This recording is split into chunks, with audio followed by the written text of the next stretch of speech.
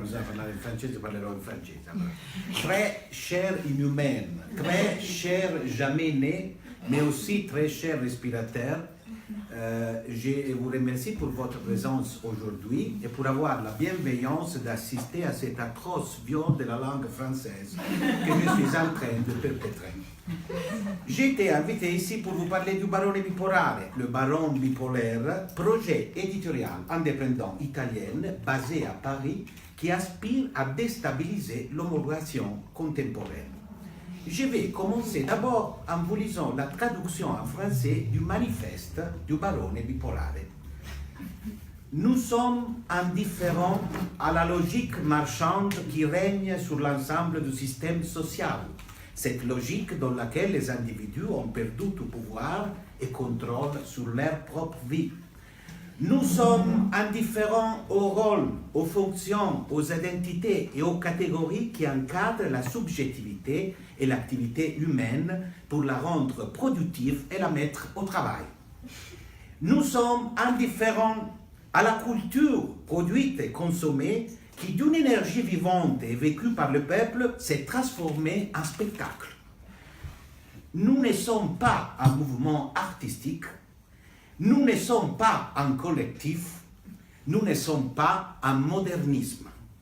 Nous ne sommes pas, nous sommes. Je suis le Barone Bipolare. Le Barone Bipolare, c'est le dernier anti-héros, comme il écrit dans le site, à l'époque du biocapitalisme. Mais qu'est-ce que c'est le biocapitalisme? Le biocapitalisme est l'application du système économique à la vie des hommes dans son aspect biologique, mental, social et affectif. Il représente la phase de réalisation de la biopolitique. Ce ne sont pas des concepts nouveaux. Il y a plus de 30 ans que Foucault en parlait dans ses fameuses leçons au Collège de France. Foucault ne connaissait pas Internet, mais déjà imaginait cette extension de la vie économique sur tous les aspects de la vie. C'est ça qui a changé par rapport aux années 70. Le capital est sorti du lieu du travail en réglant, en contrôlant, en dirigeant, en finalisant tous les aspects de nos vies. L'éthique du travail est devenue un dispositif de contrôle et de domination de la pensée impressionnant.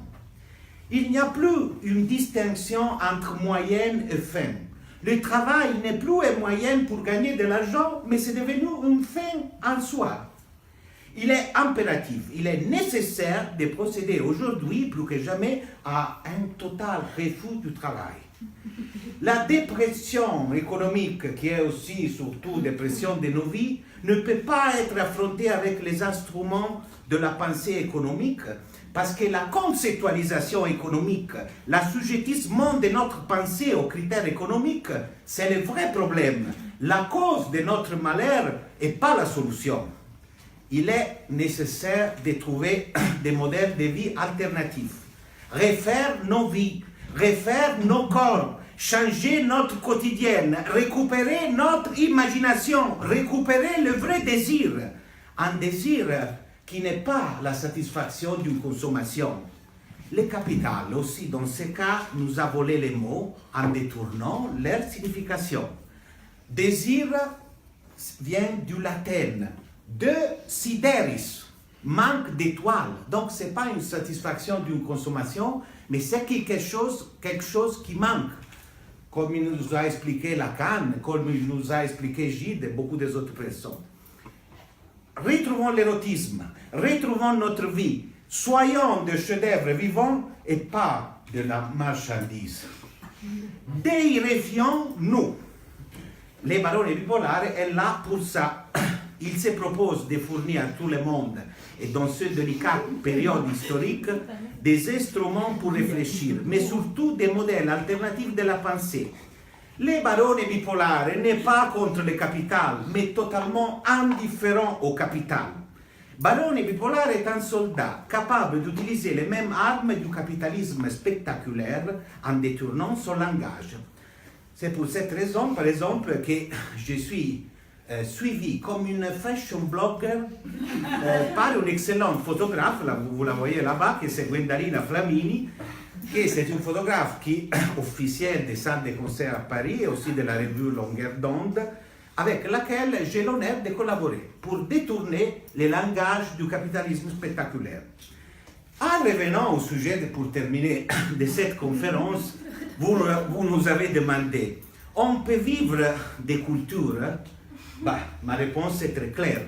Dans la très grande majorité des cas, oui, on peut vivre d'une culture, bien sûr, mais d'une culture qui est complètement soumise au marché, aux lois du capital et à l'ordre social existant.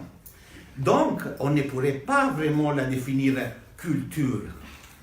Vous pourriez vendre des produits destinés à un marché et vous deviendrez des professionnels de la culture qui n'ont rien à voir avec des êtres humains pensants. Vous serez obligé, pour avoir une crédibilité dans les marchés et dans la vie, d'être enfermé dans une catégorie. Vous devrez respecter des rythmes précis de production. Si vous choisirez de gagner votre vie en vous consacrant au marché, malheureusement, vous ne serez pas destiné dans ce moment à gagner beaucoup d'argent ou à trouver facilement un travail, vous le savez. Le capital est devenu un capital financier. Ça veut dire un capital qui ne produit plus de la richesse. Pour vous donner une idée, dans ce moment, 32 000 milliards d'euros sont dans les paradis fiscaux, aussi la BNP Paribas, sans savoir comment être investis. Il y a une crise que le capital appelle crise, mais qui n'est pas une vraie crise économique. C'est simplement une crise entre classes sociales, une montée des inégalités. Le pouvoir politique est totalement soumis au capital, et c'est pour ça qu'aujourd'hui, dans l'Europe entière, on assiste à un mouvement général de destruction des droits sociaux. Avant de vous demander si vous pouvez gagner de l'argent à travers la fausse culture, vous devez être d'abord conscient de la situation que vous êtes en train de vivre. Êtes-vous conscient vraiment? C'est pour ça que je vous conseille une fois de plus d'être d'abord ce que vous voulez être. C'est pour ça que je vous conseille de vivre votre vie avant tout, d'exercer chaque jour votre esprit critique, d'abandonner la compétition pour exercer la coopération et surtout d'abandonner le négotium pour vivre dans l'otium. Et je ne dis pas ça par hasard, car c'est justement grâce à la paresse qu'il y a eu dans le monde les découvertes les plus significatives pour l'humanité, grâce à l'otium. Si vous irez vous soumettre totalement au marché, vous serez de plus en plus malheureux et médiocre. D'abord, vivez, respirez, coopérez, copulez, regardez le soleil et surtout aimez votre liberté. Si vous ne serez pas des médiocres esclaves inconscients, vous serez quelque chose. Vous aurez des idées, vous utiliserez votre intelligence, vous aurez une vie meilleure et vous finirez pour gagner quand même de l'argent pour vivre. J'en suis sûr. On parie, file.